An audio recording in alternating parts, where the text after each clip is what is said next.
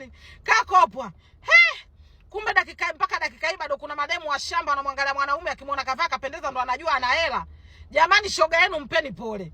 Shoga yenu kapata bwana tajiri. Mnajua kama matajiri kuvaaga hawapendi. Tajiri kuvaa bwebo sio shida zake. Wengine hela zao za masharti. Wengine hawapendi kujionyesha na ficha hela zao. Havai vizuri. Kwa hiyo yeye kaitwa na tajiri, kafika kule kamkuta tajiri kavaa malonya. Yule chawa wa tajiri kavaa kapendeza, moka imenyooka kweli, kaipaka mafuta inang'aa, imechongoka kama mkuki mbele. Kishati kavaa kimenyooka, ananukia kaji ni Maimuna. Chawa huyo. Tajiri kavaa yuko malonya, yupo kama mbugila. Yaani ule demu kamkataa tajiri, kamkubali chawa, watu wanamwambia wanamtonya, wewe yule bosi tajiri, demu haelewi mshamba. Chawa kaona zigo limendondokea.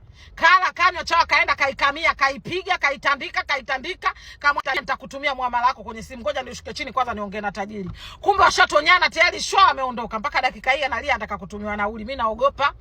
Mademu bado wa shamba mpaka dakika hii unamwangalia mtu kwa kupitia muonekano. Wewe chizi Wewe ndio umeanza leo mambo hayo Wewe mambo hayo uyajui Haya kalagabao ndugu yangu, wa kukutumia nauli utamtafuta sana. Mimi sipokee, nimeka kindege hiyo hapo.